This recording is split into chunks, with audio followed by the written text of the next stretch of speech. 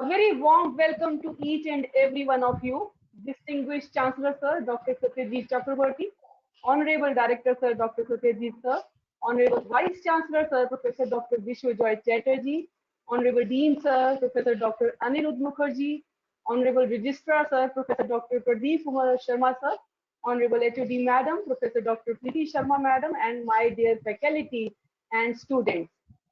I welcome you to a national webinar on COVID-19, assessment of impact on Indian economy. At last, this beautiful day has arrived, and I'm going to start this day with a effective quotation that is, the secret of getting ahead is getting started. So at this day, I'm sure you all are going to earn and benefit from this talk of national webinar given by Rajendra Kumar Joshi sir. Now, I would like to request Honorable Vice Chancellor sir to give a welcome speech and welcome our honorable guest of the day, Dr. Rajendra Kumar sir. Yes, sir. Thanks to you, Madam Lata Madam. I wholeheartedly welcome Dr. Rajendra Kumar Joshi. He is an FCMA Group Captain, Financial Services Specialist. He is working as a strategy and planning in Reliance Jio Platforms Limited since March 2020. He is a member of several boards and he has a huge profile, which Madam will definitely read out in front of you.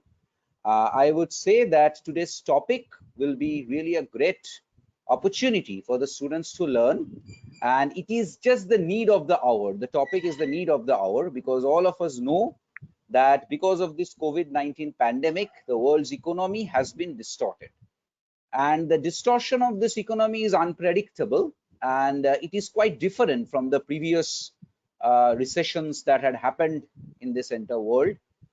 But we need to prepare. We need to prepare for a future so that the future is sustainable, structurally more viable.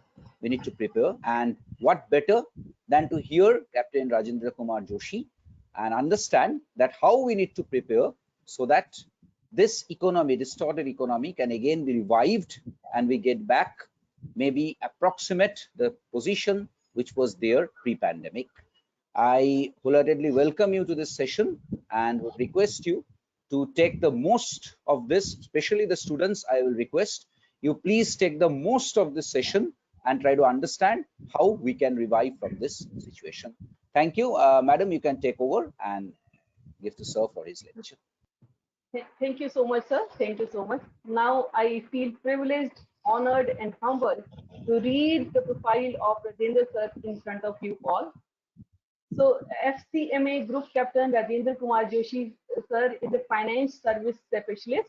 He is working as a senior vice president, strategy and planning in the Reliance Jio Platform Limited since March 2020. He has been a member advisory committee of Insolvency Professional Agency (IPA) of ICMAI and member professional development committee of Institute of Cost Accountants of India. He has been a chairman of advisory committee of Registered Valuer Organization of ICMAI. He has been member advisory committee of Insolvency Professional Agency.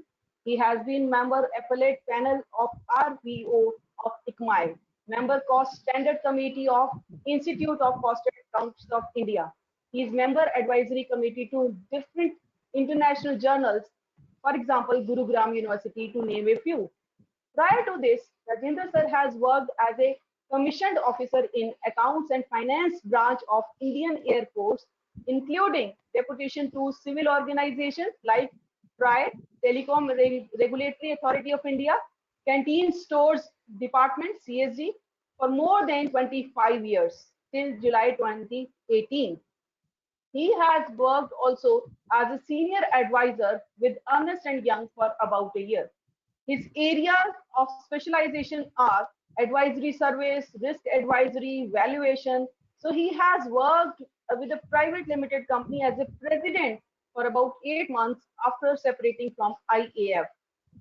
In his 25 years of experience, he has held various leadership positions, importantly, Director Cost Analysis in IAF, and in joint advisor in TRI and economic and financial analyst.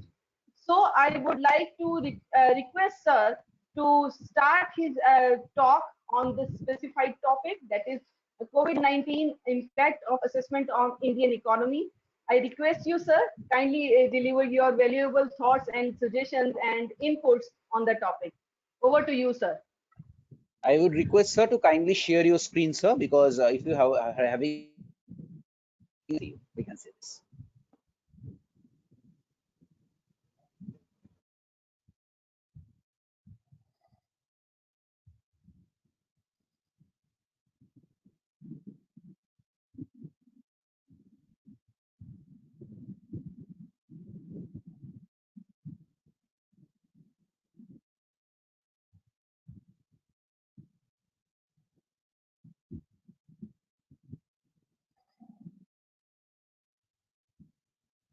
Is it okay now? Yes, sir, it is visible, sir.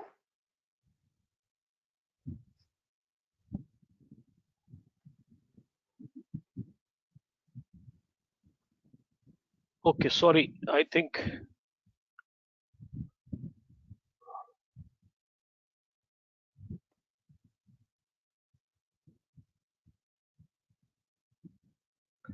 can it be seen now?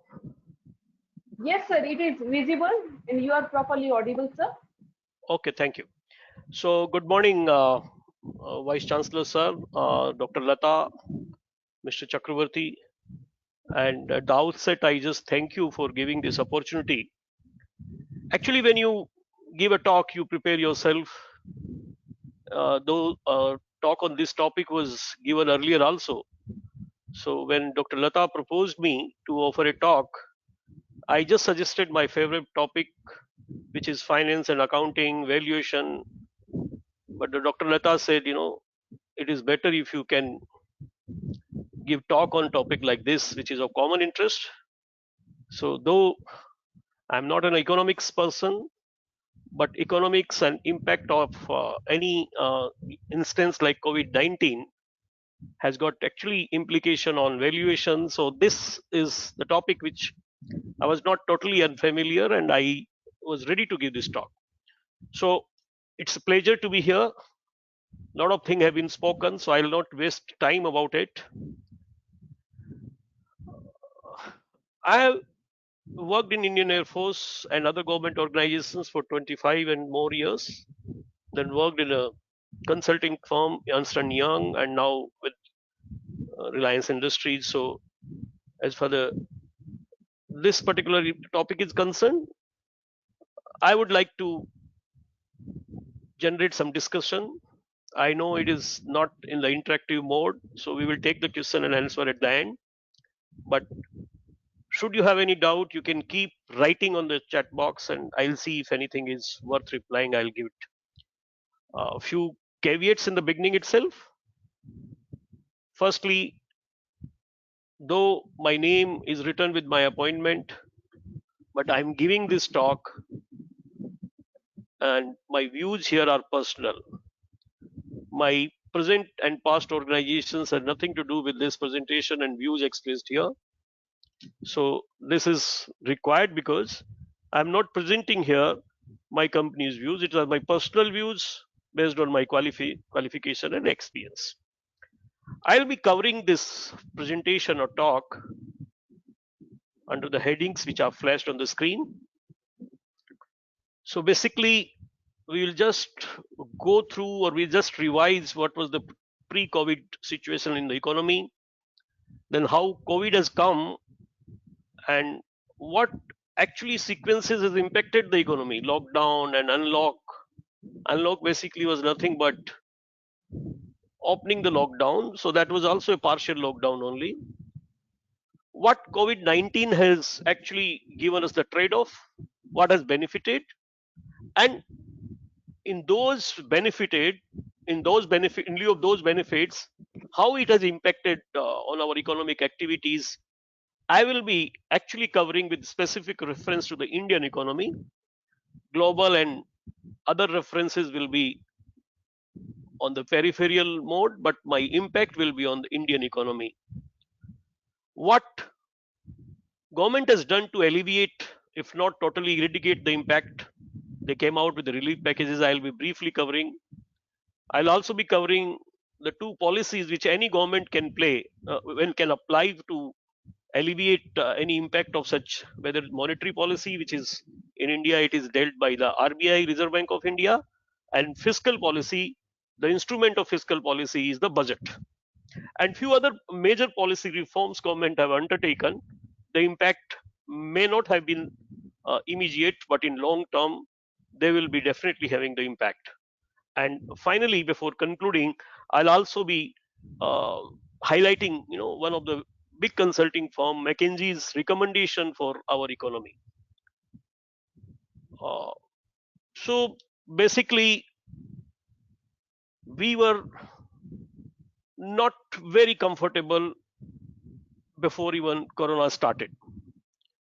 I'll be highlighting our Indian economy's basic characteristics before I just start the pre-COVID situation. I'll be just highlighting what we are.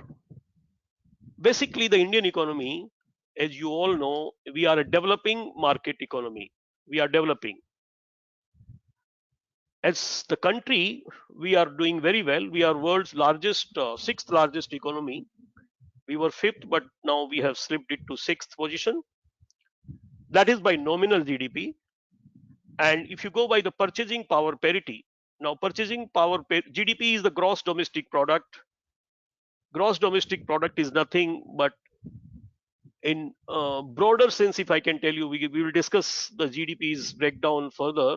It's actually value of services produced, goods and services produced in the domestic territory of the country, actually by various sectors. That is what is the GDP.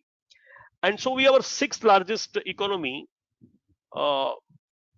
by nominal GDP, and we are third largest by the purchasing power parity. Purchasing power parity, the purchasing power of different economies are being compared, and then the PPP wise. So we are third largest economy, but we are rich nation, but poor, having the poor people within the country. So if you go by per capita income, if you divide the national income or GDP by number of the persons, number of the residents, or number of the citizens of the country, then we are not very rich. We are ranked 142 by nominal GDP, and we are ranked 124th by the purchasing power parity. So this is what is our characteristics. So we have actually started with the agriculture-based economy. When we started, our share was around 60%. Then now the things have been totally reversed. We moved from agriculture-based economy to industry-based economy, and now the service sector in last few years dominates. So service sector and industry sector together, if I can say corporate sector, that is direct impact is 84%. So services around 54.3% and industry is 29.6%. So we are not now, but unfortunately, this 15% share of the agriculture, it gives the livelihood to almost half of the citizens who stay in country. So agriculture, though it is contributing only 15%, but it is actually a base for survival for almost 50% of our population. So these are the characteristics you should understand. If anybody is know-wise in economics, for that particular person, these data will be helpful. So as I told you, we move towards a agriculture-based economy to services-based economy, and how we moved, that you can see on the slide. The sector contribution of agriculture has come down from more than 50% to 15%. Similarly, services have moved from 30 to 54, 55. Industry is actually from doubled up. Now, coming to the pre-COVID economy, for us to understand the impact of economy on economy, the COVID impact on the economy, we have to understand what was the pre-COVID situation.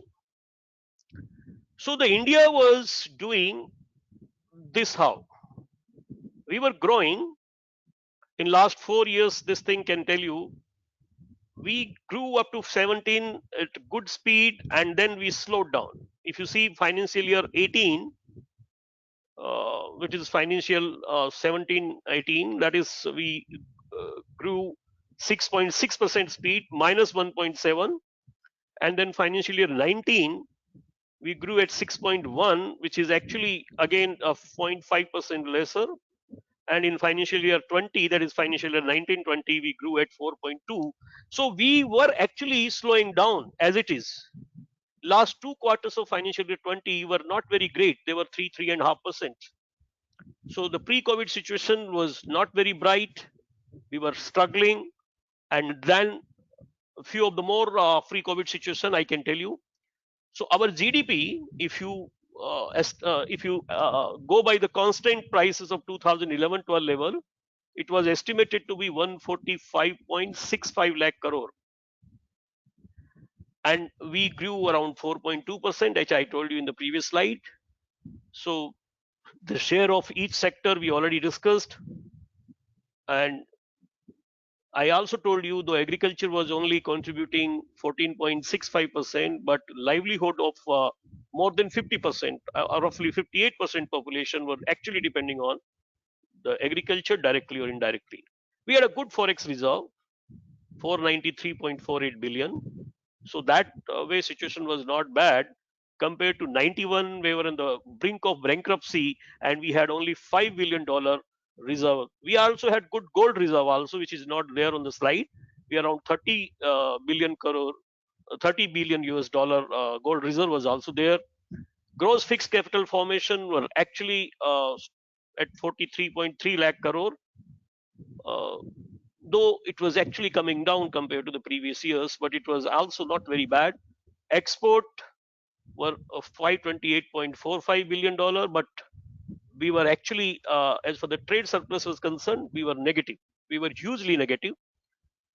Cumulative FDI equity inflow was from April 2000 to March 2020. In last 20 years, we had a decent amount of FDI equity inflow, though it was slowing down. And in 2019-20, it was only $77 million US dollar. So this is the situation, pre-COVID situation, not very bright.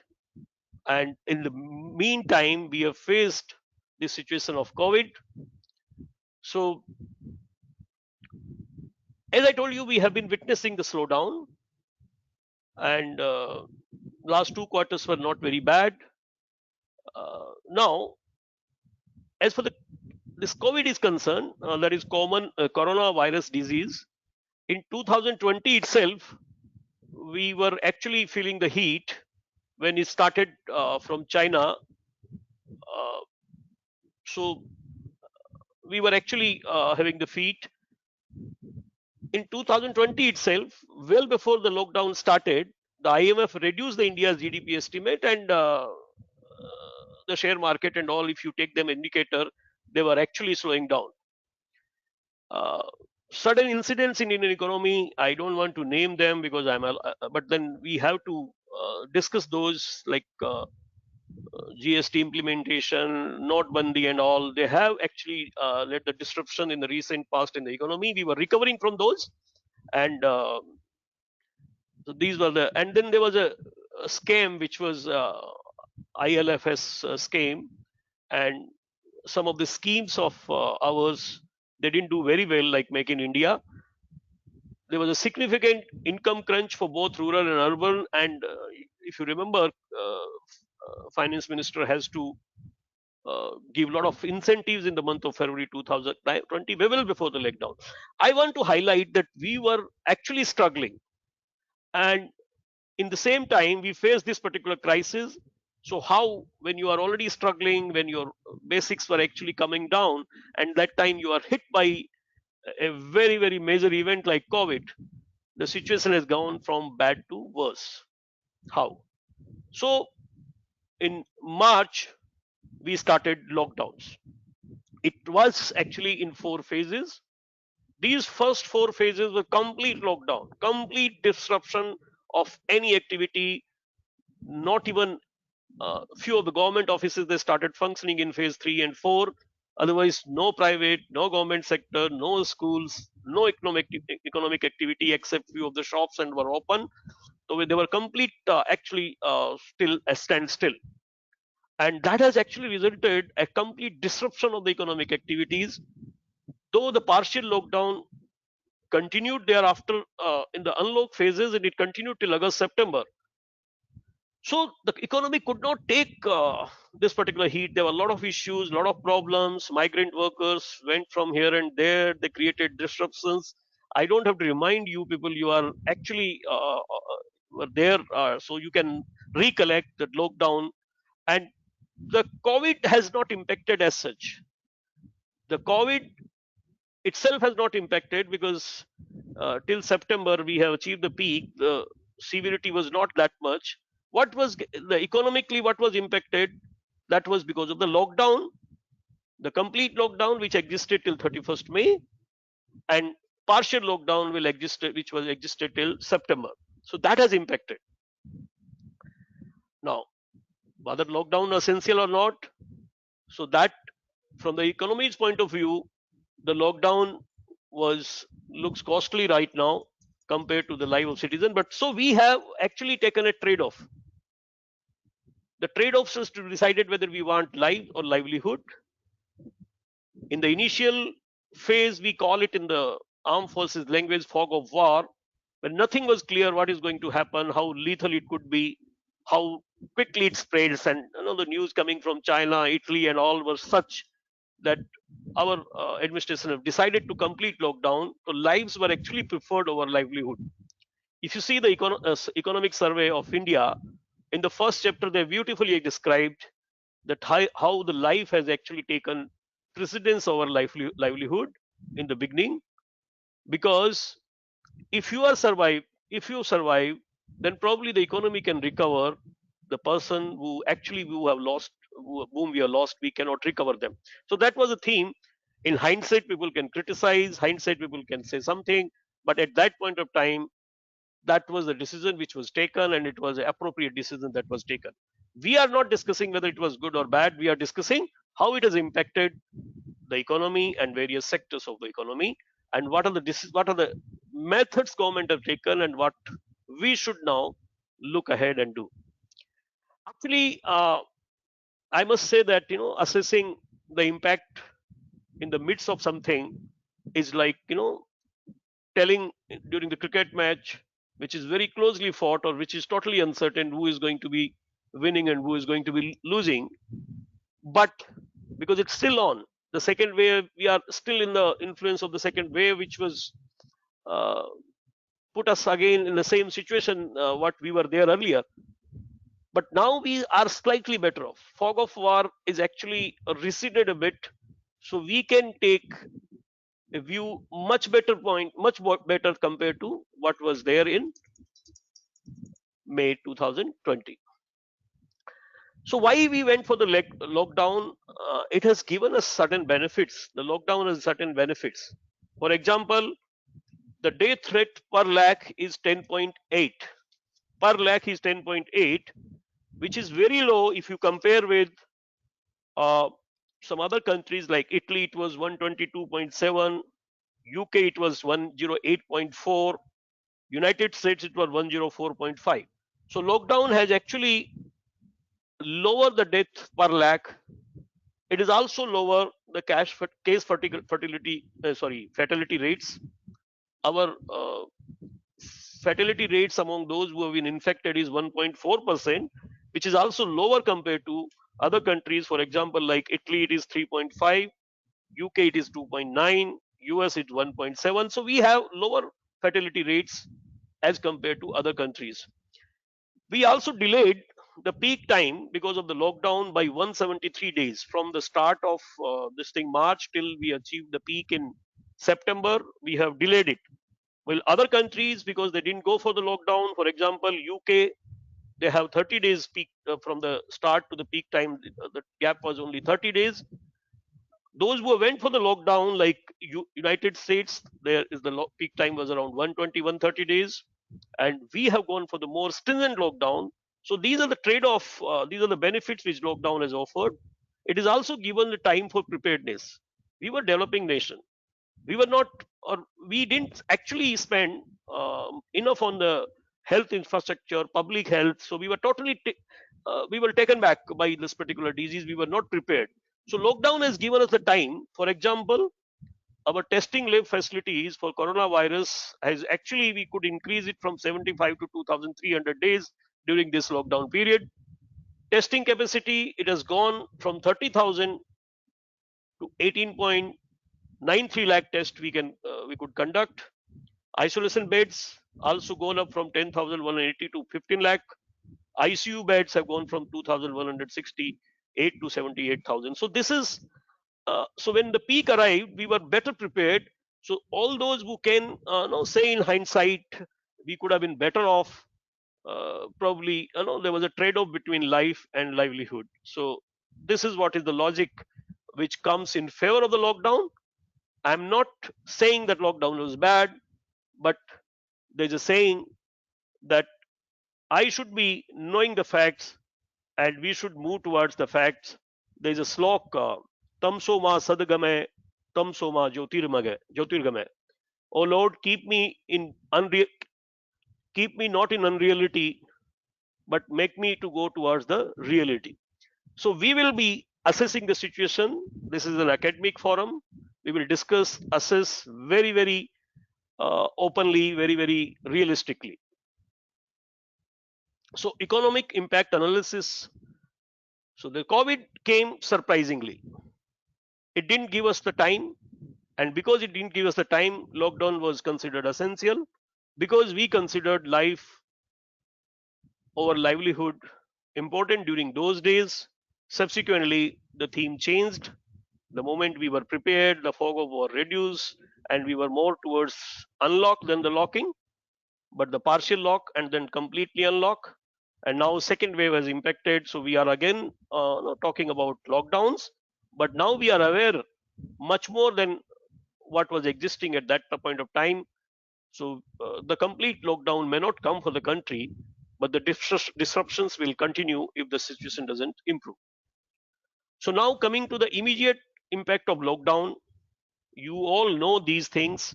We only support these with the data in the coming slides. There was sharp rise in unemployment. Very sharp rise in unemployment. You will see in the slide it went a huge this thing because suddenly all the temporary employment was stopped. Even the companies where people were in permanent employment, they were terminated. White collar jobs were greatly affected. There was stress on supply chains because the movement vehicles were there. There were decrease in government income because GST collections were adversely affected. Tourism industry totally collapsed. Hospitality industry, hotels and all totally collapsed. There were reduced consumer activity because all the malls, markets and all, they were locked. Large number of farmers around the country who grew perishable also faced uncertainty because they didn't have markets to sell. There was plunge in fuel consumption, there were plunge in electricity consumption, and rise in LPG sale.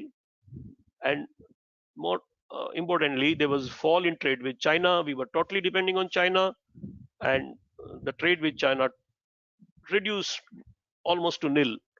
And because we thought, or everybody thought, that China has actually created this particular problem. So we also, in the pretext of Atmanirbhar or because of other regions, because they were hostile in our borders also, the fall in trade with China was another feature.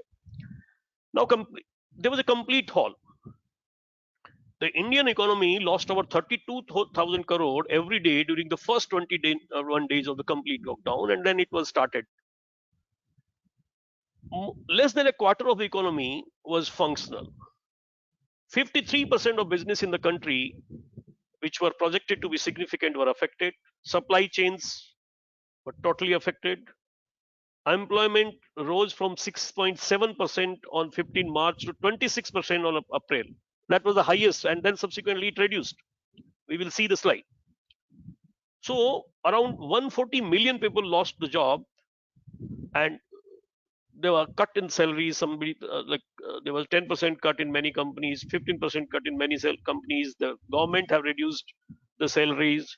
Central government has actually stopped the DA. So actually there was an impact on salary class.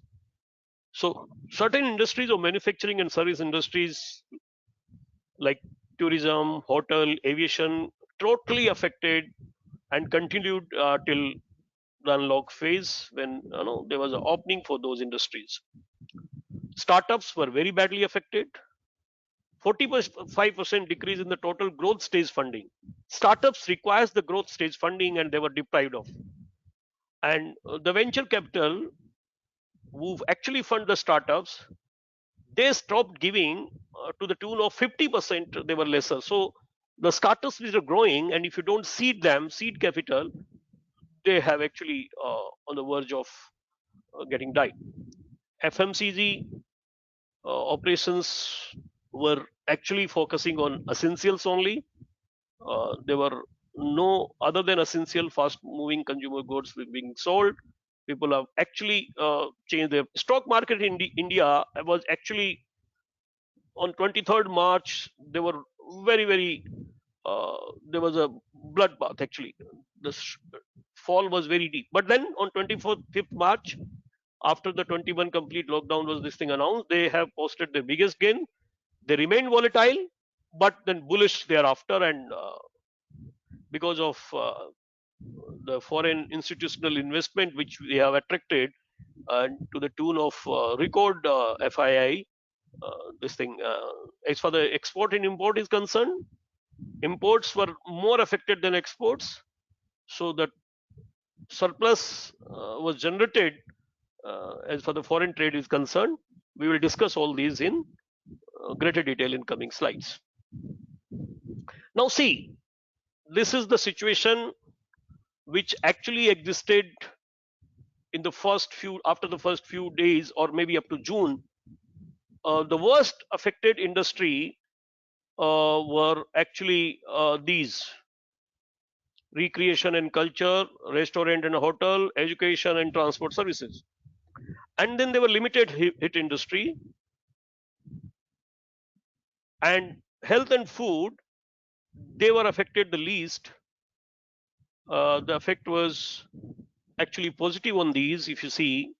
So this was the impact, immediate impact.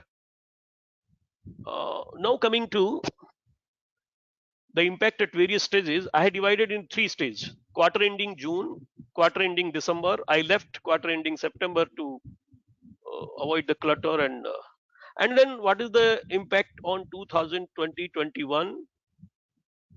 This is as per the second revised estimate, which is actually come announced by the Reserve Bank during February 2021. The final this thing are yet to be outcome. So GDP change in June 20 quarter, where almost this quarter was complete lockdown till June 20, almost it was complete lockdown. We were affected the worst. In fact, we were one of the worst affected country, minus 24.4%.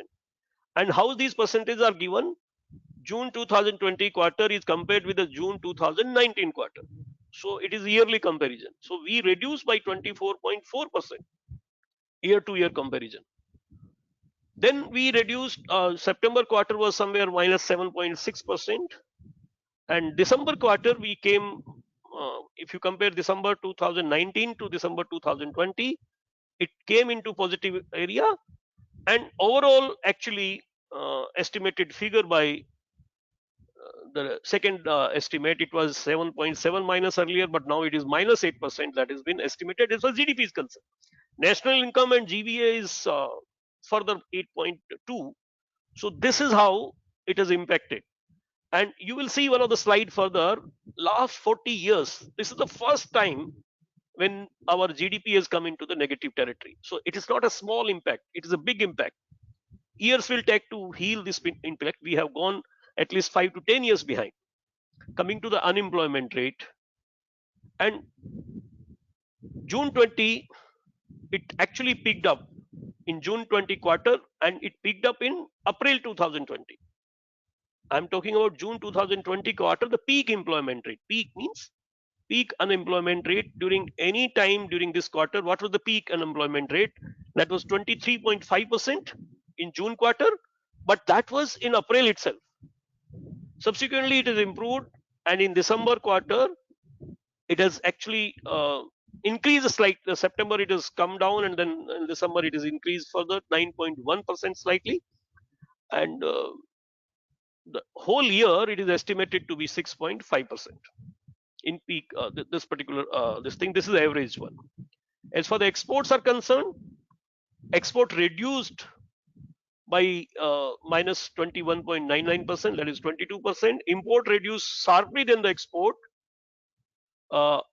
In June quarter also, in September quarter also, but in December quarter, import reduced lesser and export reduces more. So we were actually on March 2020, our import export were not in balance. They were trade deficit, and because of this particular thing, the trade deficit has actually come positive. There was a trade surplus, 34,670. There was a trade surplus, and this trade surplus, because of this particular change, 1,50,310 crore rupees, they are rupees in crore, there was a change in trade surplus. It means in last year June 90 it was minus. How much minus? This plus this, because it came into surplus and this was a change.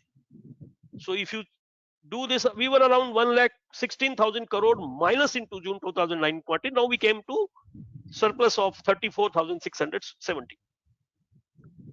So that was the impact, because we were totally, the imports were totally stopped.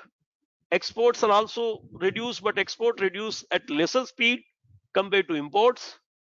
China, which was a major country with whom we interact, America, China, and also the import and exports were actually affected very greatly. In December quarter ending, this trade surplus was negative, but still it was better than the last year. It means last year trade deficit was this plus this, so it was 1,20,000 crore minus, which has actually changed to minus 91. So in first quarter, after a very long time, we were having a positive trade surplus, which has changed in December again to the negative territory. As far as the full 1 year is concerned, year to year, full 1 year, we will be having the deficit trade surplus, and this deficit trade surplus will also be this much positive change. It means in earlier year, in 2019-20, sorry, 2019-20, the trade deficit was more than 4 lakh crore, which has changed to now 1,34,000, which was more than 4 lakh crore earlier. So we have positively changed it to 2,84,000 crore. This has an impact on our foreign exchange reserve. We will see on our next slides. Because of this particular saving compared to the previous year, we have saved foreign exchange. Our foreign exchange, even during this pandemic, has not depleted. Now, this particular slide will be, I'm just supporting the figure of these with the other slides. Like, for example, India was here, the initial estimate was 23.9% GDP growth minus, but subsequently it was revised to 24.2. So you see, we were the worst hit country. China was in positive territory, all others were in negative, and we were the worst because the stringent lockdown what we have imposed, though it has given us benefit, as I discussed you, we have more time to prepare, we have the least fatality rate, we have least death per 10 lakh, all these things were there, but it has impacted us very badly, and we were everybody was very gloomy about the prospects, but things have changed.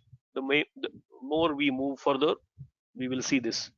So as I told you, we were This was 7.7%, is now in the second estimated has changed to 8%.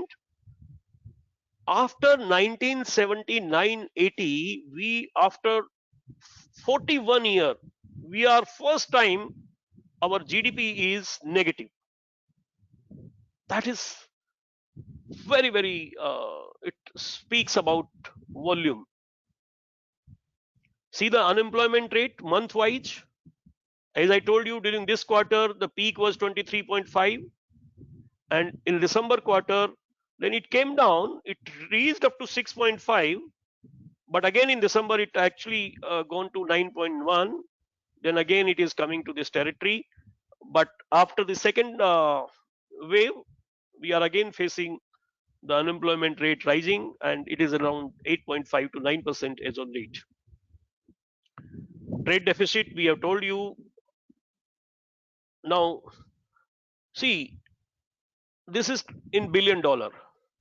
1 billion is 100 crore, and 1 USD is around 73. So you can say 1 billion is 100 crore. So you can say this only in June we have reached to the positive territory.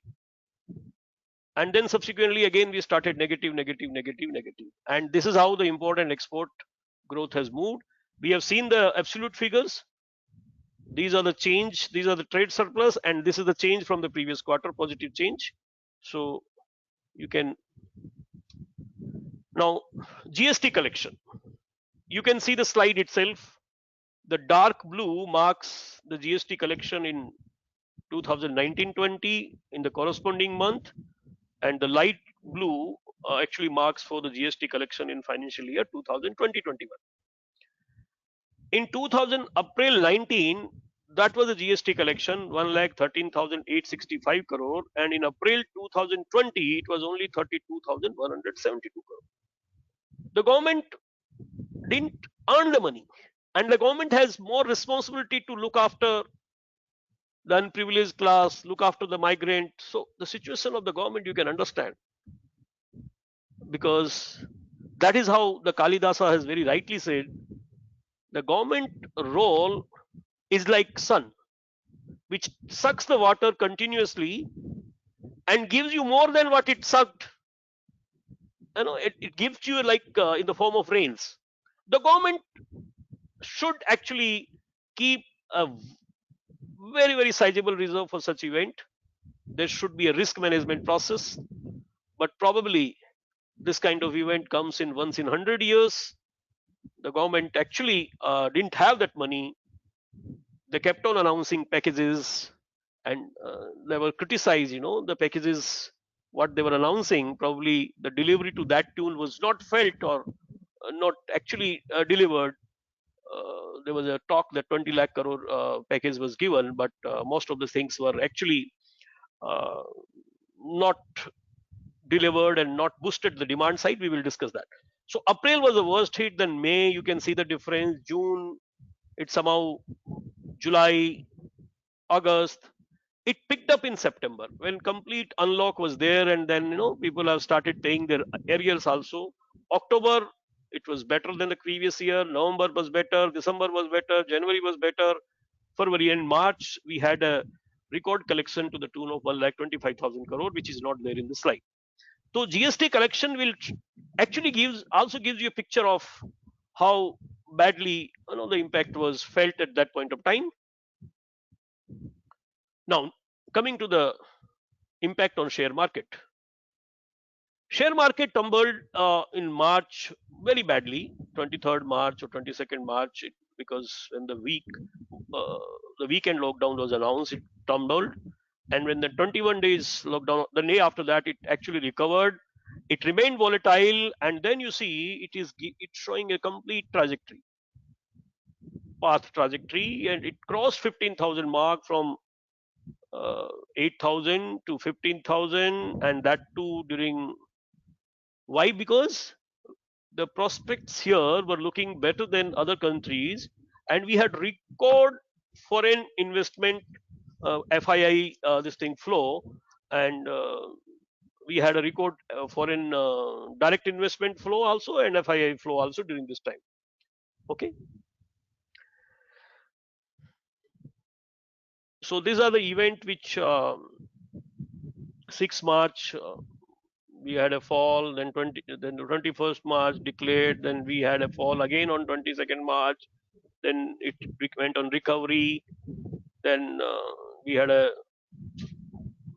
different time, but it kept on moving. If you see, the trajectory was actually upgoing.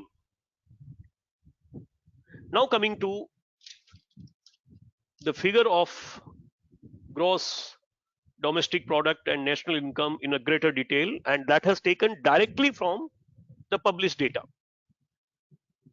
I hope everybody understands the economics. When I say GVA, that is gross value added. Now, when I say value added means what value has been added. It actually avoids the double counting by total of productions and services in a country, what value it has added, that is what is. So if you see, and that is at constant price, because that gives you correct picture. And 2011-12 prices, if you see your GVA, which is the basic ingredient of the GDP, it has actually reduced from 1,32,071 1,32,71,471 crore to this figure. So basically, the economy in 2019-20, the GVA was increasing at 4.1%. It is reduced by 6.5. GDP was 8 point, but GDP has these two parts, GVA and net tax on products. And because the GVA decreased, the net tax also, because net tax is calculated on GVA. Few commodities will have different rates, some commodities will different rates. So when GVA is coming down, obviously the government suffers in the form of reduced tax also. So the tax actually also got reduced from 12,97,000 crore to 9,97,000 crore. And see, in the previous year it was 3.1% positive, and it actually came down to 23.1% negative. So the tax collection were 23% negative. So since this is having more weight and this is having less weight, the compositely the GDP, which is 1 plus 2, has actually in previous year, you've seen the slide, it was growing at 4% rate positive, and now we are negative 8% as far as the 2020-21 is concerned. Now, gross domestic product actually is consist of value of goods and services produced plus the net taxes. If you take the factor cost, this is at the factor cost, and this is what is with the tax. So that this is the GDP at tax market price. We can calculate GDP at market price. So GDP has reduced to 8% rate. Now what is NDP? GDP, from GDP, if you take out the depreciation, which is the reduction in the fixed assets in a country, of the total resources, what are the fixed assets? If you reduce the depreciation of that, then you calculate the NDP. NDP has reduced even further, 8.2%. So this is what is the situation, the impact of COVID-19 on 2020-21. We don't know about 21-22. Initial projections were 11%, but nobody assumed that time that this second wave will be felt, and the severity of second wave, even we still don't know. So obviously this 11% will definitely come down. How much it will come down? The projections will be revised. Now coming to another split of that. The GDP, if you go by the expenditure side, GDP can have two sides to calculate, two ways to calculate. If you remember your 12th economics, one is, this is what is a production side, and this is what is the expenditure side. If you see, if you analyze the expenditure side also, the private final consumption expenditure, which other than the government, whatever is expenditure, maybe by the individual private people, maybe the corporate private people, if you see, the reduction is from 83,000, 2,100, 83,21,701 crore to this much. So this is reduced. This is reduced because either people didn't have income or the propensity to save increases. In the crisis, you don't want to spend. Malls were not open also, but then people didn't want to spend also. Government final consumption expenditure should have taken care of this reduction if the government has the money, because that is what the Kalidasa says, that government is like sun. It sucks the water during the heydays and then it gives you back in the form of rain. More than that, the government role should be that. But the government have increased, but not to the tune of this thing, and that has actually resulted in contraction in the economy.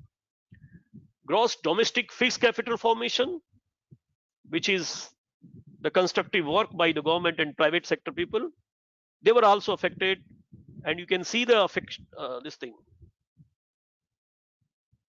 So the expenditure side, change in stock, it is less positive. It means we have eaten up the stock of the previous also. Exports, we already discussed, have decreased. Exports have decreased from 28 to 25, but imports have decreased more sharply. So this is how this GDP figure is actually telling over here. These are the discrepancy which because both the methods, expenditure method probably doesn't record everything. So if you compare with this is the production method and this is the expenditure method. So this is how, and this is what is the common size analysis, in which we are trying to see the percentage of each element on the GDP, and private final consumption expenditure has decreased, government has increased, gross capital formation increase, so decrease. So this is what you can analyze this thing. So GDP has decreased by 8%, NDP has decreased by 8.2%. Why the NDP has, the GDP has decreased? Because there's a reduction in final consumption expenditure, there's a reduction in gross capital formation, though it has been actually subsidized something by, there was a favorable result in the trade deficit, but that was not sufficient. Now coming to the per capita income, this is the figure which is given here. Now per capita income and per capita GDP has come down from 108,645. This is not in crore, this is in rupees only. So per capita income, which was in 2019, which was 1,08,645 average, because we had a population of 1,327 million in 18, which has gone to 1,341 million in 1920, and it has further gone to 1,355 million in 2021. So the income reduced and the population increase, it has resulted in per capita GDP even sharper fall. GDP has fallen 8%, per capita GDP has fallen 8.9%. So the impact is more severe because the population is increasing, the pie available has actually reduced. So there's a very nice explanation by Mr. Subramaniam in the economic survey, that we should not talk about the equality. In economy like us, we should increase the pie, so the per capita GDP will, there's a debatable point, we will not go into, but I'm just saying the pie reduced, number of sharer increased, so the GDP per capita decreased. Per capita GNI, gross national income, decreased 8.9. NNI is the national income. The difference between GDP, you arrive GDP, then NDP, then you arrive at NNI. NNI is basically, if you add up in GDP, the factor income from abroad, factor income, net factor income from abroad means the factor income which is coming into India minus the factor income which is going from India, that is the net factor income. In GDP, if you add up net factor income, you arrive at GNI, and in NDP, you add up net factor income, you arrive at NNI. So that is also reduced. It means not only the domestic income reduced, which is 8.9%, the foreign inflow of the factory income is also reduced. So it is further added to the per capita NNI, national income per capita income was 9.1%. That is the net impact on each individual, and the capital formation, private final consumption expenditure is also decreased. So the economy requires boost up. The demand was not there. You must have heard the debates and all. The government has done enough this thing to announce the packages, but there has to be balance between demand and supply. You increase the supply, you give the boost up to the industry, and don't put money in the pocket of the individuals. There were people who were saying, and actually this 9.9% there has to be compensated by the government, and many developed economies have actually tried to address this problem and try to neutralize the reduction through transfer payments. When the government gives payment to the public without uh, expecting in lieu, that is called as the transfer payments. So the government should actually do the transfer payments in this time of hour.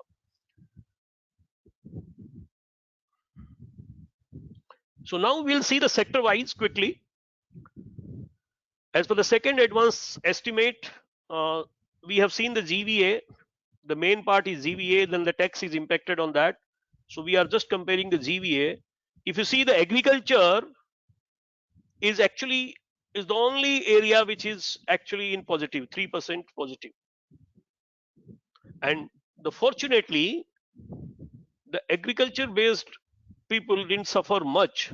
That's why the rural area were surviving, but mining and quarrying minus 9.2, manufacturing minus 8.4, electricity gas, there was again a positive. This is second positive area. Construction minus 10, trade hotels minus 18, financial, real estate and professional services minus 1.4, public administration, defense and other services, because the government has to reduce the expenditure on defense and public administration. They have to apply the austerity measures and transfer the money to somewhere else. So this was okay. So basically GVA got affected by 6.5% negative.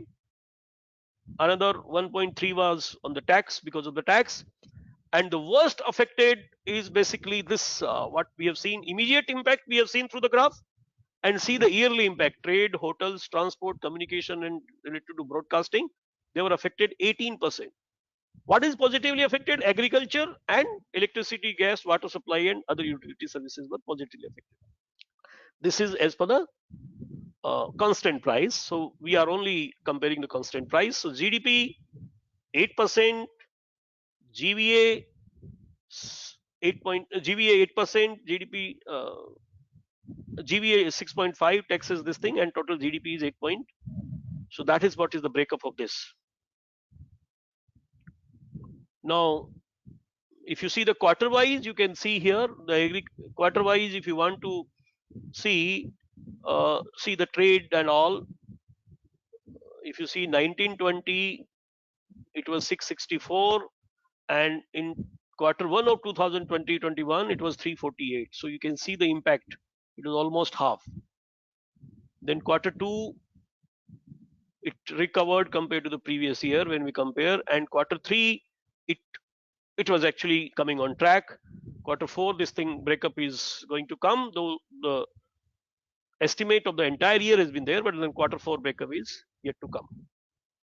You can see the quarter wise breakup of private final consumption expenditure, government final gross capital formation and all also.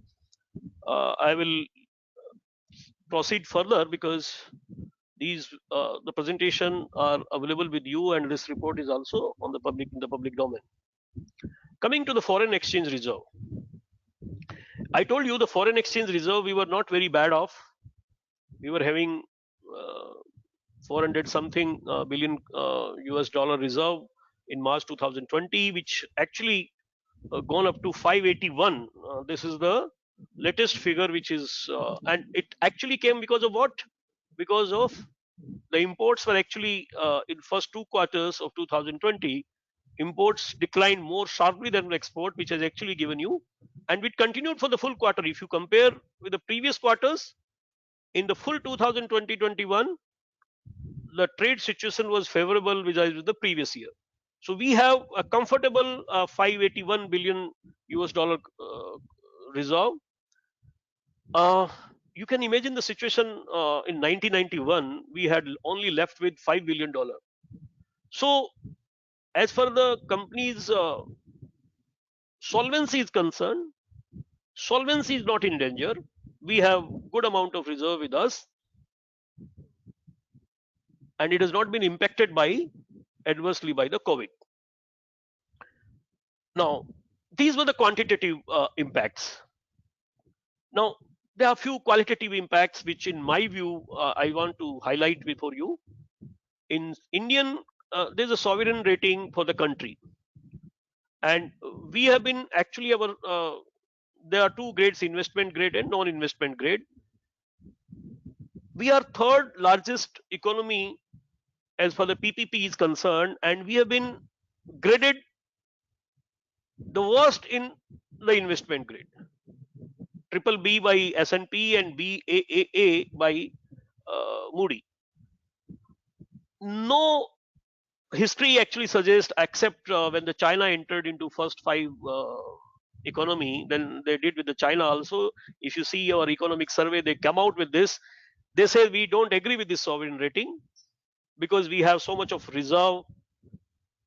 The FII flow is actually 37 billion US dollar during this period. Stock market is going up. We have reserve. The economy is recovering very fast, and it is coming into the positive territory. So, what is the logic of this sovereign rating? There's a full chapter in economic survey. That is fine. The government has to make effort to change the methodology of sovereign rating, because if you don't do this, your economic survey is not going to be read by each and everyone who is going to be investing, and each and every it affects the FII flow in long run. Let me tell you, it will also affect the valuation of Indian companies, because being a valuer, I can tell you, I'm a registered valuer, insolvency professor. I can tell you, when you do the sovereign rating, when you do the valuation of any company, the sovereign rating plays a very important role, because it is taken as a risk-free rate, and then we build up on the expected rate. So sovereign rating has been lowered. Why it has been lowered? Because our economy came to the lowest in last 40 years level at minus 24.4% GDP growth in the quarter. But it should not have affected that much, but it has affected. The government has to be aware of this, and they must be aware of this. We also realized that our per capita health expenditure or health expenditure as percentage of GDP is not more than 1.5 to 1.8%, which needs to be double or tripled up, because we lack in health infrastructure. We were exposed, actually. We were very badly exposed. Luckily, the time taken was 173 days.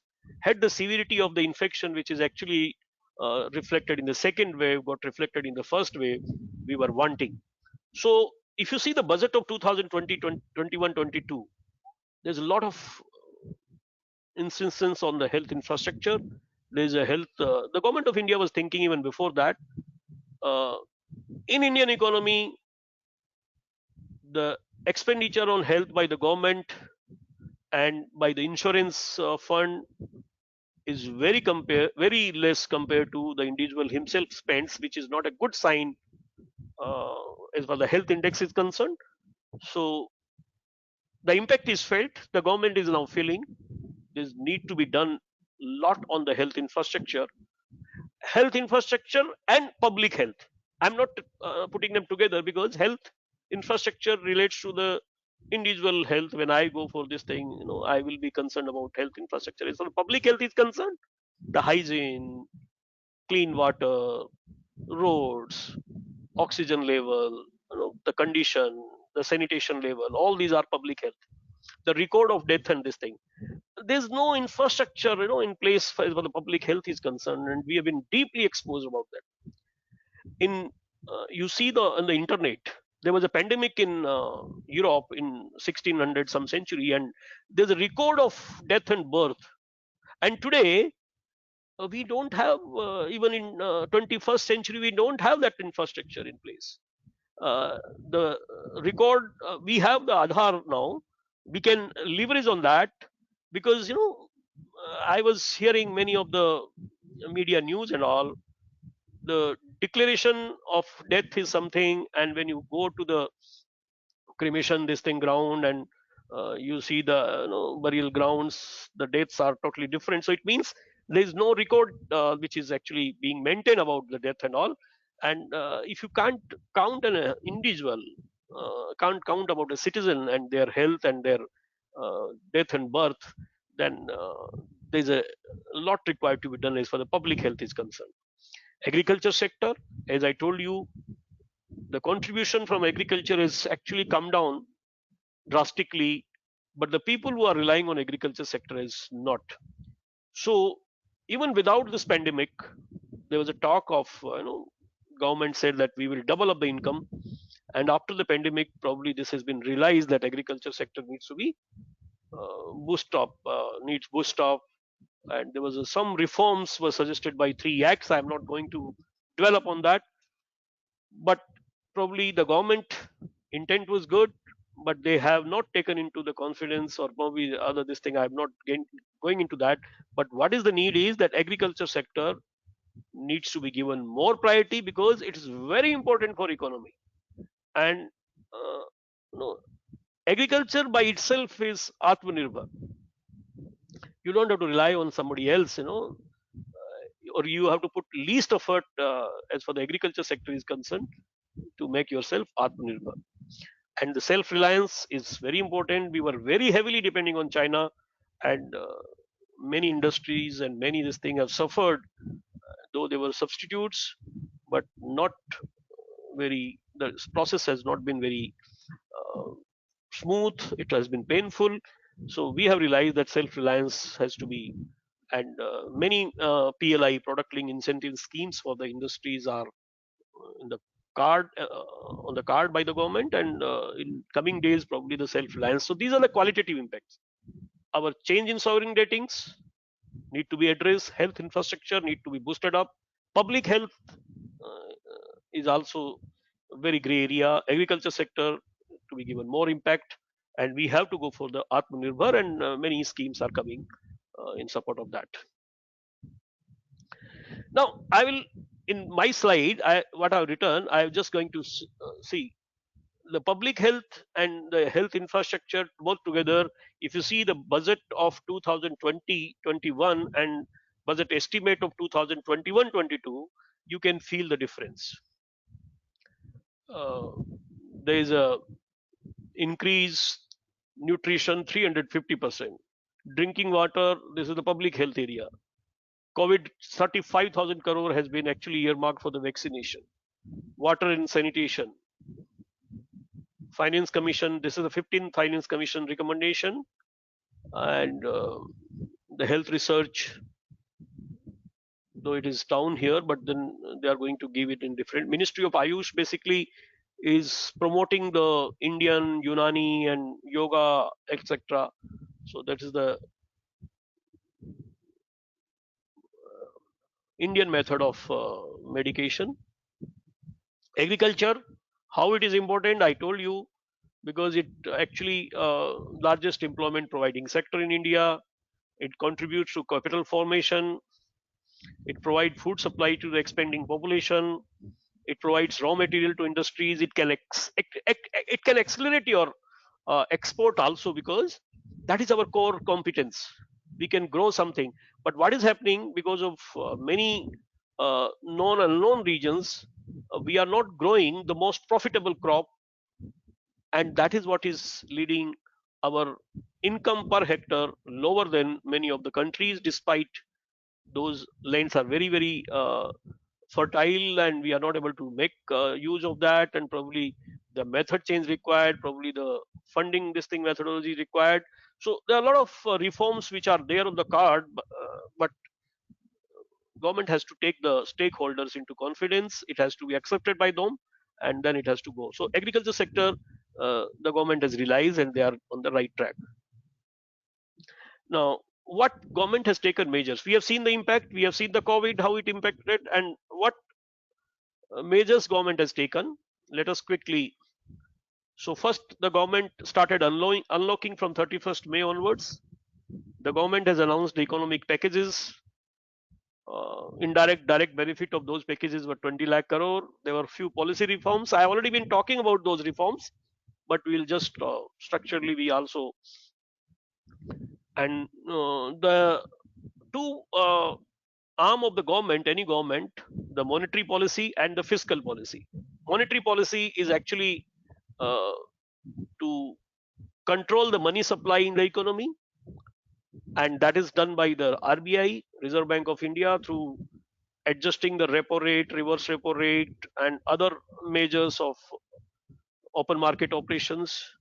So the government of India through RBI has done many measures, and even through fiscal policy also.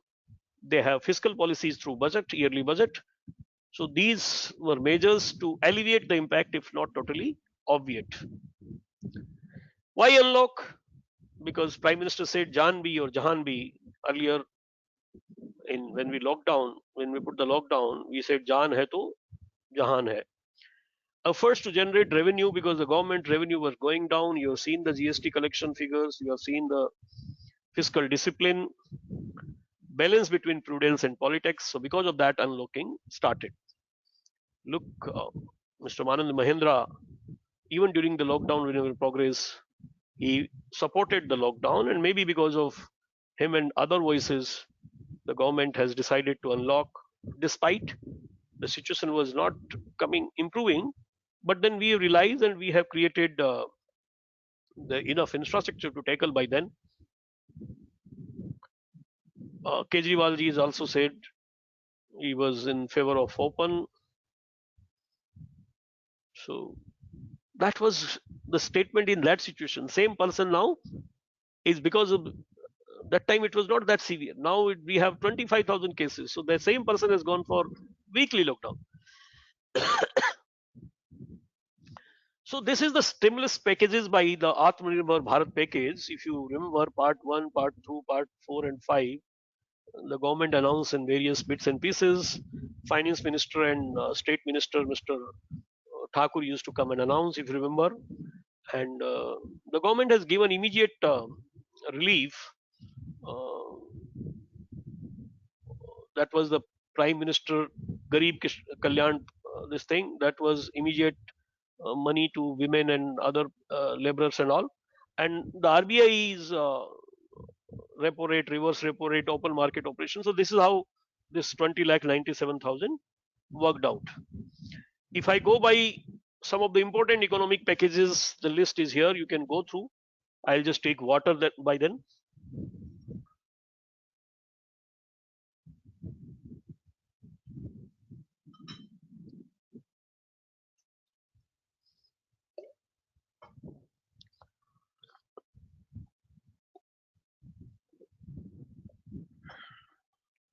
So these are the important relief in the packages.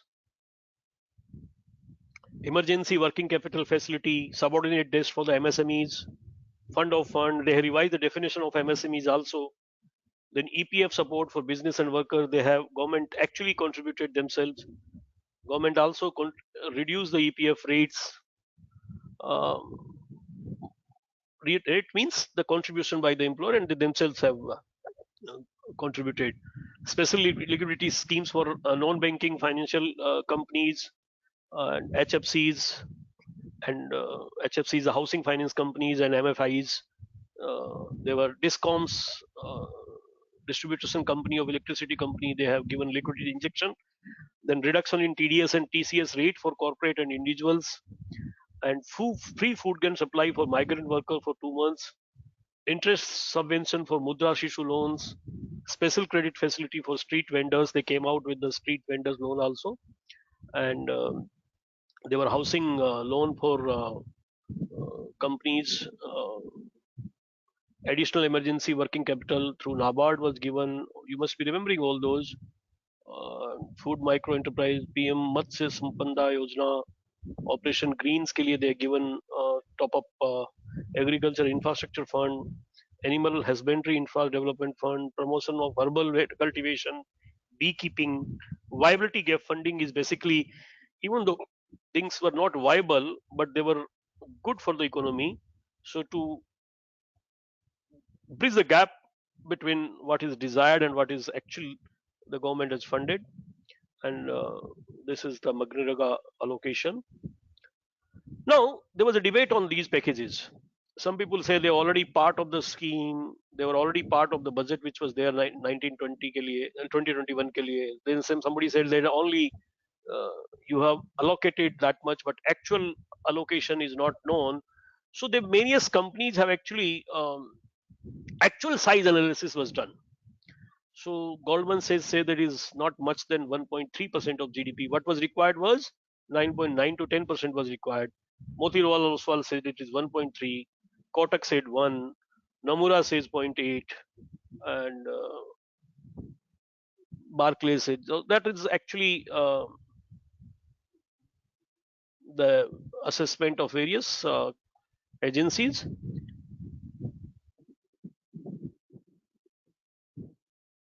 Now, if you see the analysis of package, many critics they said that didn't address the short-term demand. They said it is actually on supply side. You are given MSMEs, you are given this thing, but if you split these into demand and supply, the incentive given to supply side was more. But what is required?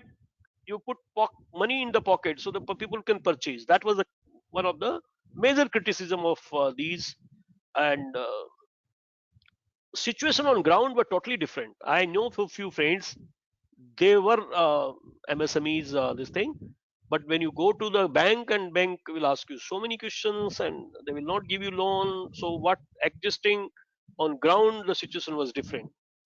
Budget schemes, they were repeated, so they were already part of your budget and they were put here. So the package is actually escalated package. So basically it was also reported that some economists that the long pending politically sensitive reform have been pushed through during this time and with this package. So they were the criticism of the packages. Obviously our packages were not to that tune which actually required to be there, but then it actually has given some relief to the economy which is actually crumbling, and you can see the positive response was there in the figure of GDP.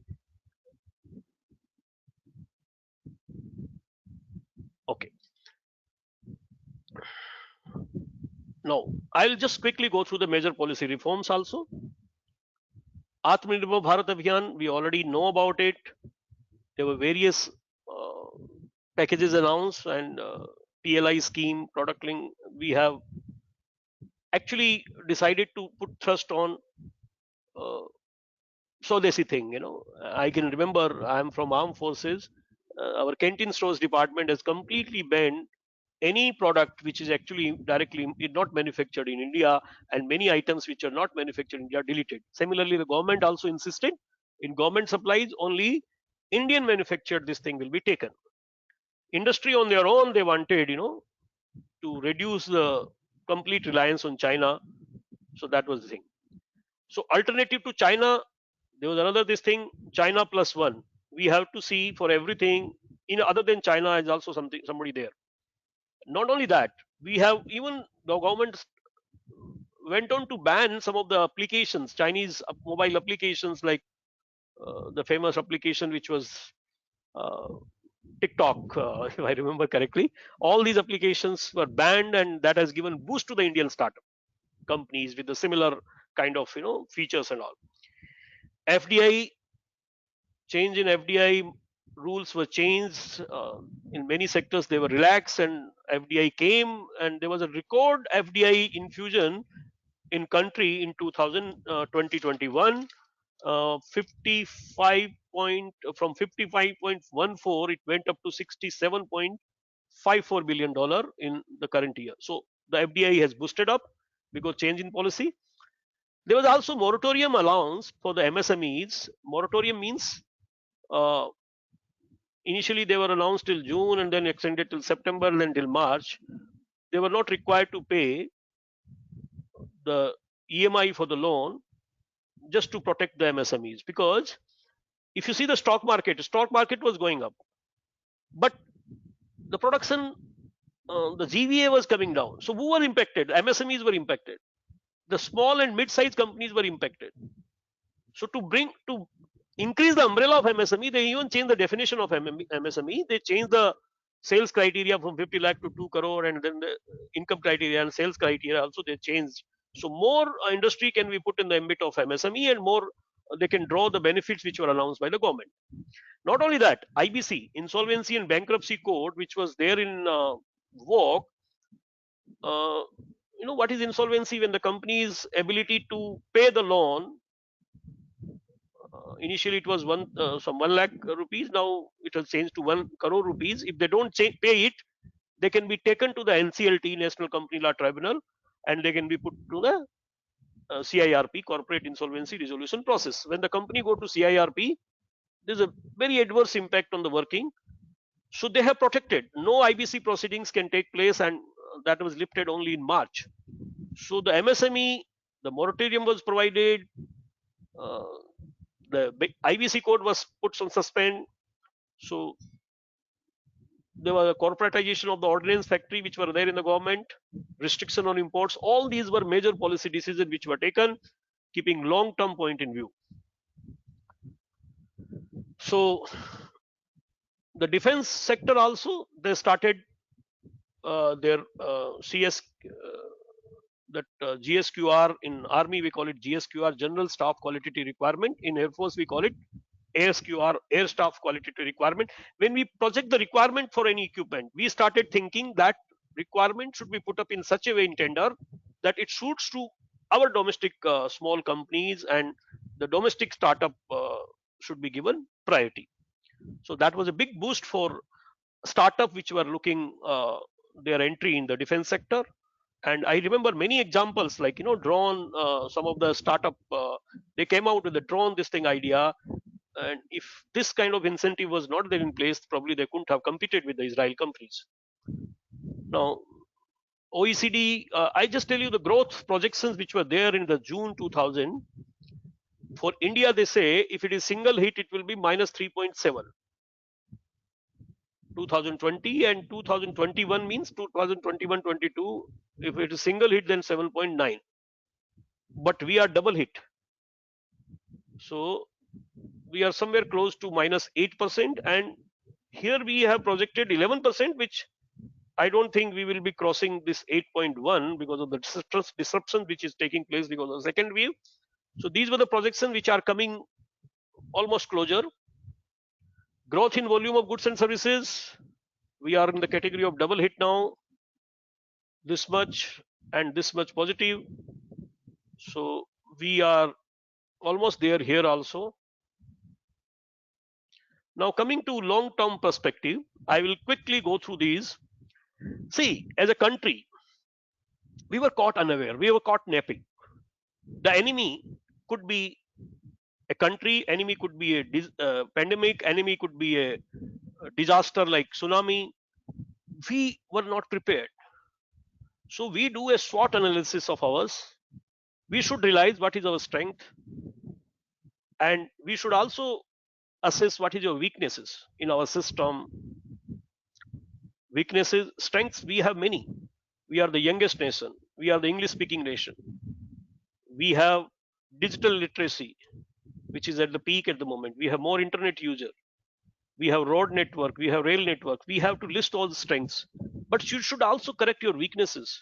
We are one of the most corrupt countries. Ease of doing business, though we have improved our rank, but still it is not that conducive to bring the foreign direct equity and foreign investment. It is coming up, but we can do further up.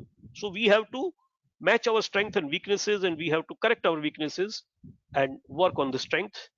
There are opportunities lies ahead. China is probably not that much favorable. We are, after a long time, we are liked by both the USA and by the European people. This thing, so the technology transfer is going to be not very difficult for us, which has been lacking. Except China, I think everybody will help, and China also will come on track in coming days. But we have threats. We have threat from China. We have threat from the threat means external. Opportunities are also external. Threats are also strength and weakness are internal. So we have to realize our threats. What are our threats? We have many threats which we need to tackle and we need to address. One of the threat I explained to you that our sovereign rating is actually down. We have to realize that our medical health infrastructure, we have to match with the outsiders, otherwise people will not come and work here. All those things we have to cover up. So there is a risk management process which has to take place. A risk could be financial risk could be a health risk. So there should be a separate agency like Niti Aayog and all, which should identify risk, assess the risk. Risk is something which is not certain, which risk is something which we are not prepared. So if you can predict something, or if you can predict and prepare yourself and then review their control, you cannot avoid the risk. Something will come. Only thing is, the risk assessment or risk management process will enable us to prepare ourselves before that. So when it comes, the control mechanism is in place and you can control the risk. You can only manage the risk, you can only control the risk. So the risk management process at national level and state level has to be there. It will also coordinate the efforts of the state government and the federal government, of the central government in India. The resources cannot be wasted further. Resources has to be optimally utilized. Now, there's a McKinsey Global Institute study which is very relevant, and this study has come during the pandemic only. So what it says, the COVID-19 crisis in urgent remind that India is a turning point. It needs to decisive steps to get the economy back to stronger path. So the reform agenda can be implemented very quickly in next 12 to 12 months. Okay, and it says the high growth path, manufacturing and construction sector can deliver the most. So it can tell the 43 frontier business have potential to create. So it identified in this book 43 frontier businesses which can potentially create 2.5 trillion of economic value and 30% of India's non-farm jobs. Farm job is not talking about farm jobs, means agriculture job. We're talking about India's non-farm jobs. So that is the opportunity for us. So what you have to do, you have to efficiency engines to boost competitiveness, and you have to generate, or you have to develop the new ways of living and working. It has given some suggestions. So first suggestion is India needs to triple its number of large firms.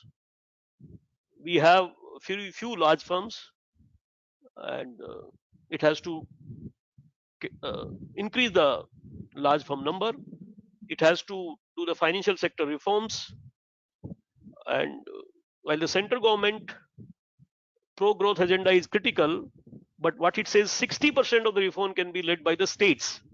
So center is important, but equally important are the states, and they should cooperatively, participatively, they can lead the country, lead the business sector. And they have listed out 6 areas where we can raise productivity and competitiveness. Sector specific policy, we have to decide sector specific policy, not in letter but in spirit also. And both the center and the state government has to collectively decide these policies. Okay. Unlocking supply in land markets.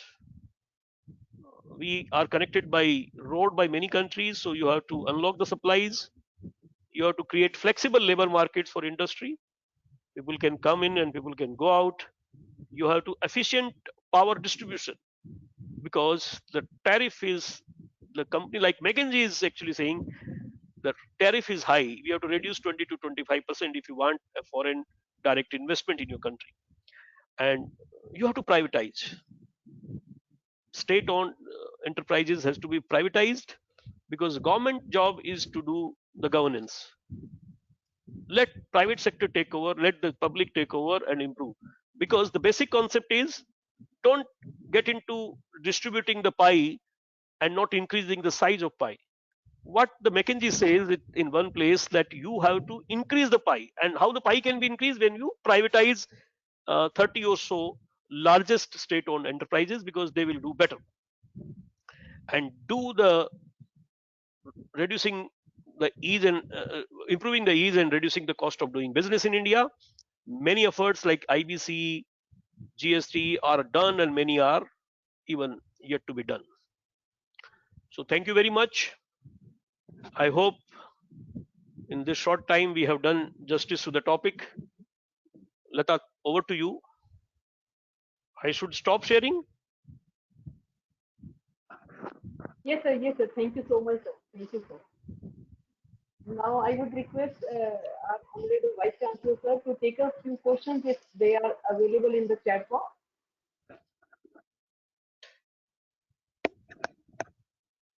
Okay, I will take over the questions, but I will request the attendees to kindly post questions in the question box. Okay, so that I can take over the questions. You may kindly post the questions just by typing in the question box. If you are attending from your mobile phone, you will find a question mark sort of icon. You may kindly click on it and post the questions. So at the moment, there is a question. There is one question from Mr. S.K. Mishra, asking, though it was asked long back, so I think SK Mishra is from where, sir? not very sure, sir, because Is he my it's boss in TRI? Because he is a principal advisor. He was my boss when I was in TRI. Okay, sir. What was the question? the question is how the corporates like Reliance and Tata have responded. Sir, I told you that I will be limiting the response of Tata and Reliance. They are there on the public domain. They have given contribution to the Prime Minister's special fund, which is created for this, and they participated in manufacturing the PPT kit, gas supply, looking after their employees. Not even single retrenchment has taken place. So direct and indirect way, the corporate sector has actually contributed. There is no doubt about it. A huge amount this thing support has been given, and I am not aware about their contribution to the each state government and this thing, but they have their foundation. They have their foundation arm, and through them, like Tata Sons and Reliance Foundation, they have done a lot of activities which are there in the public domain. One can find and details about that. Okay, sir. So this was from Mr. S.K. Mishra. I get a question from Mr. Shubhodeep Choudhury. I would request other members also, you may kindly post in the questions box. This question from Shubhodeep Choudhury asks that what should we say? You have covered a lot of it, but still the question is there. I posted in front of you.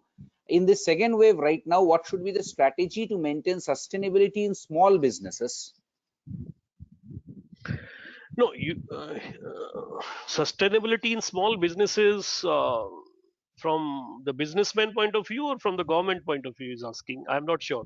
So as far as the government is concerned, they are taking care.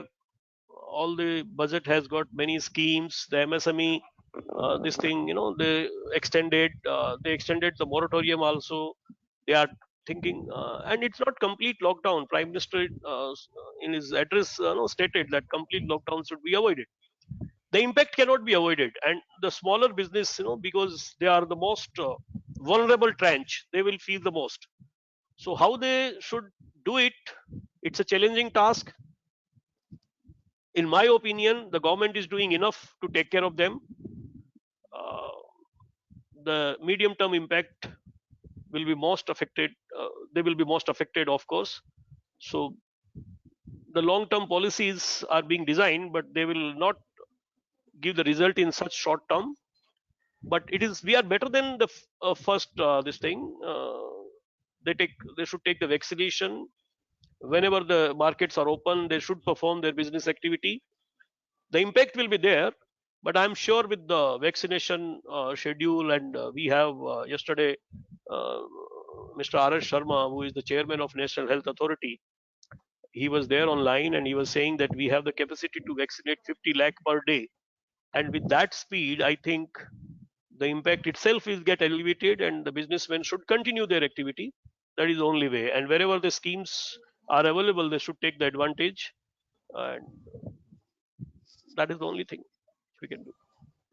Okay, so Mr. Shubhadeep Chaudhary actually clarified that he was asking the question from businessman point of view. So I replied So from his point of view yes, also. yes, absolutely. So CA Anil Agarwal, sir, he is asking, Q even GDP data is not impressive. Why share market moving north side? Any specific reason other than FDI inflow? Yeah, that is what is surprising. GDP figures. See, share market is the mirror of the future. When March 20, when the share market came below 8,000 level, and because there was a total uncertainty, so it came down in panic. But subsequently, when the mortality rate and all these things they were revealed, people felt that it is not that. Probably after 6 months, after 1 year, we will recover and things are not so bad when the things will open. The share market started responding positively. That is one logic. Second logic is it's a comparative thing. In the international market with the liberalization, the person who was staying in other country, they started comparing their listing with India, and India was definitely in advantageous position as far as the fatality rate is concerned, as far as the death per lakh is concerned, and the China people look India as a substitute to China, and various schemes announced by the government, Atmanirbhar Bharat and all, they're given the hope. So GDP is a current thing. Share markets actually the investment people do in the investment in the share market, keeping future in mind. That is second reason. Third thing is totally speculative. If you have seen on the lighter side, Harshad Mehta 1992, the web series on this thing, they don't reflect always the fundamentals. Sometimes they are speculative also. So together, all the three, the share market performance was better than the GDP performance, in my view. Hope Anil, you are satisfied. He has answered thanks. So definitely we can take Yeah. he's satisfied. Mr. Vivek Kumar Sharma, I will request you to post your question, frame your question once more because I am unable to get the question that you are posting. You're saying that how much logical self-reliance when Facebook and Google are investing and only in a single company, that is Reliance Group.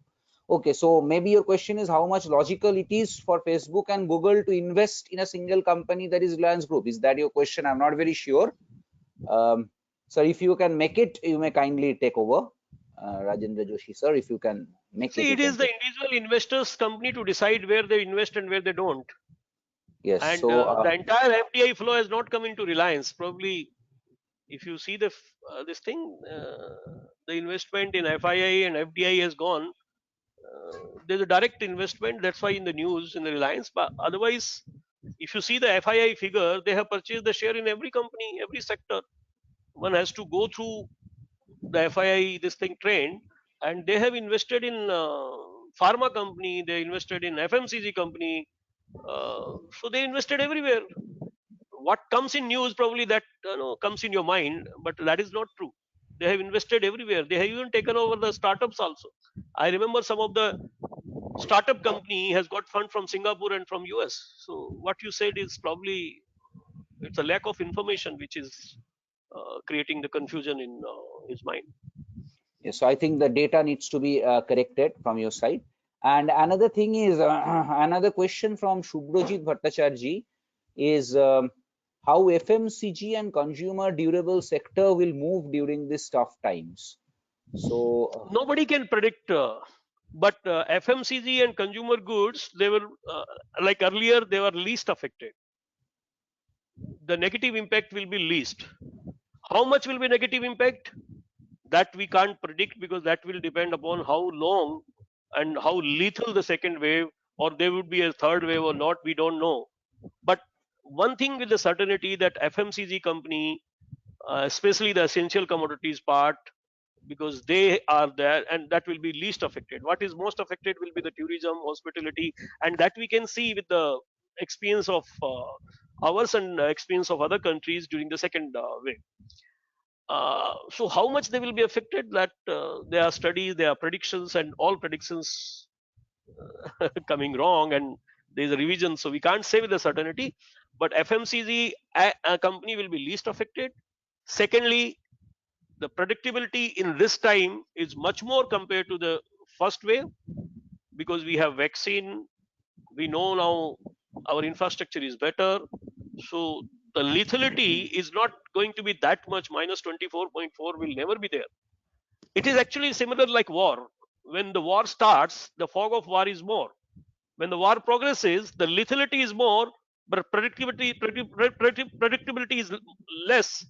Sorry, more. The lethality is more, predictability is less. So that is how I'll reframe. The lethality will may increase, but the predictability will be more, and that is had the positive impact on performance. And I'm very sure the second wave will not have that lethal impact what was having the first one. Okay, Madam Sushmita Roshan, again, your question Sushmita. can be framed. Yeah, she says, what could be the major disruption in the education sectors? So this is a very, I think it's a broad question. Sir, I will request you to answer this, because education sector, we have the Vice Chancellor and people like you, Registrar of the Education Sector. Yes, so yes, yes. you can answer this on my behalf. Sectors.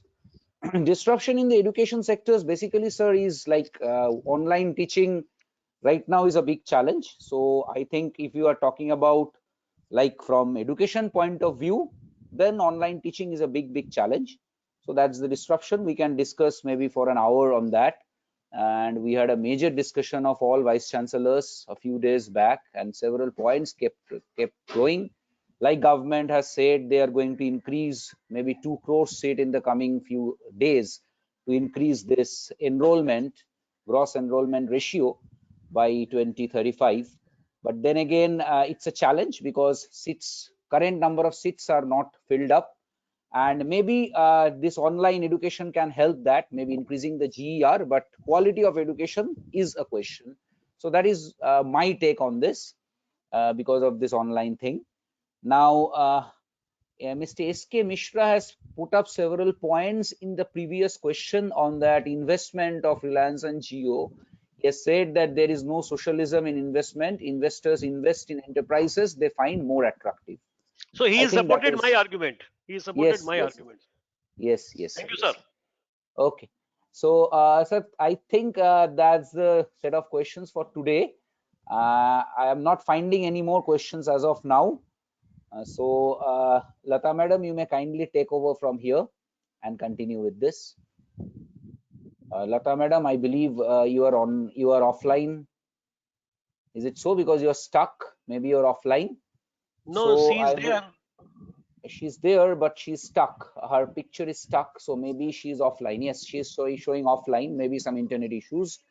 Okay, so I will request Professor Dr. Pradeep Kumar Sharma, who is the registrar of the university.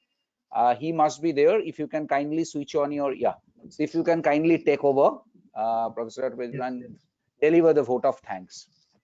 Yeah, before going to the vote of thanks, sir, I had one question I tried to put on the screen also, but I failed to match up with the speed answers you gave. Sir, my question was very simple, like as you were suggesting with your slides and all, that we have lost, you can say, in terms of human loss or in terms of monetary loss, India as well as the entire world has lost, you can say, a huge amount of things. So in your view, how we can improve upon? When I am talking about we, I am not talking about the person who is investing in the stock market or who is investing in somewhere where we can see the like money is growing, or like the laborers, lower income group persons, or any farmer who is having very small land. So how they can improve upon what is because this particular criteria of persons are in, you can say, 80 to 90% in every population in the entire world. So how we can see that this particular segment can be improved upon with their livelihood, with their income. So can we have some suggestions, sir? Sir, I'm not an economist, but my considered view is the class which is underprivileged class, looking after their interests is should be the government's responsibility. Providing opportunities for them, improving the opportunities for them.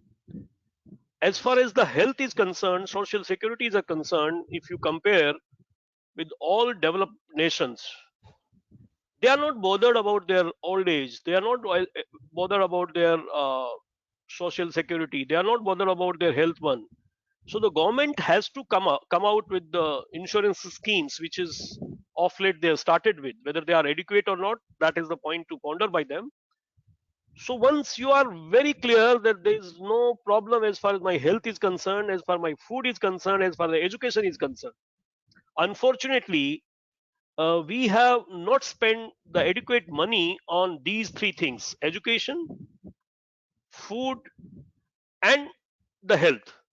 These three things, which is the government responsibility. And I'm telling you, you will see in the coming years, the time has come. The people will start judging the governments based on these three criteria. And these three criteria, because if I'm a poor, what I can do myself?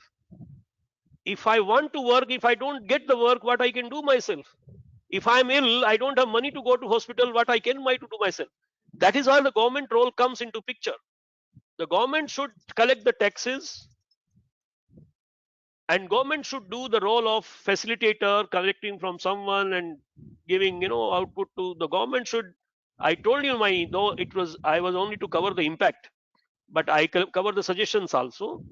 The education, health, and the social security schemes like pension and all, they are very vital part, and it is the responsibility of collectively. Government can divide whether it is a state subject or center subject, or to what extent it will be a state subject, or to what extent it will be a thing subject. The government has to devise it, and I'm very sure the public is now realizing the importance of these three things, and it will get reflected in the coming years. If the government has not done enough, they'll get penalized. If the government has done enough, they'll. So the as far as the individual who is earning enough is concerned, he can purchase. I'm talking about those who are below the poverty line. All those who are earning enough, they should save enough money, because the propensity in last 20-30 years has come to spend on non-essential things. uh, so that propensity needs to be curbed. We have to channelize our fund to more essential things, on health, on education. Probably we have to devise a method by which we can prioritize our spending, and that is the only thing in my considered view. Thank you, sir. Thank you. Thanks a lot. Thank you, sir. As the name suggests of this particular presentation and discussion, assessment of impact on Indian economy. So it was rightly done by Sir Rajendra Joshi, sir. We can see the clear assessment, the transparent assessment of the economy. Though he again and again is saying that he is not an economist, but I can say that better than an economist, he has given the clear picture of the economy as well as the booster suggestions. Definitely, it will help, and I hope that students and teachers definitely got the idea and the support and the benefit for which this particular discussion was. Thank you, sir. Thank you very much on behalf of University of Engineering and Management, Jaipur, School of Management, Professor Lata, and all the faculty members who made this presentation possible. Thank you very much, sir. You devoted your time and give the slot so that we can understand better what we have lost and what are the opportunities where we can improve upon. So that's the thing. Right now we can say that this is the thing where we should focus, and government also should see into your suggestions And I think that possibly you have suggested or you have given some inputs to reliable departments also to look into these things so that the economy can have some booster effects. Thank you very much, sir. Again, I am just sharing a picture with you. Just give me one moment. Thank you so much for the kind words, and pleasure is mine. The credit goes to Professor Lata, who was after me for last 2 days and Yes, sir. motivated me to be there on short notice. Yes. So this Thank is you. the certificate, sir, for you. We'll be sending the hard copy to you. Your words are certificate for me, sir. Thank you so much. And thank you all the Thank you. audiences for tolerating and bearing with me for last 2 hours. Thank you so much. VC sir, you want to add something?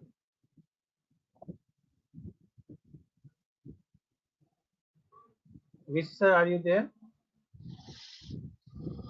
Yeah, I'm there. So Okay. his words were really a big motivation for us. I don't want to spoil the show by speaking anymore over here. Okay, so thank you so much. Thanks, Latarani madam. Thank you, Thanks, sir. sir. Thank you, Thank you, sir. sir. Thank you, Thank sir. you so Thanks a much. lot. Thank you, Thank Lata. you so Thank much. you, Professor Pradeep ji. Thank you. Thank you. Thank you so much. Thank you. So I'll sign Thank you. off. Thank you so much. Yes, yes, thank you.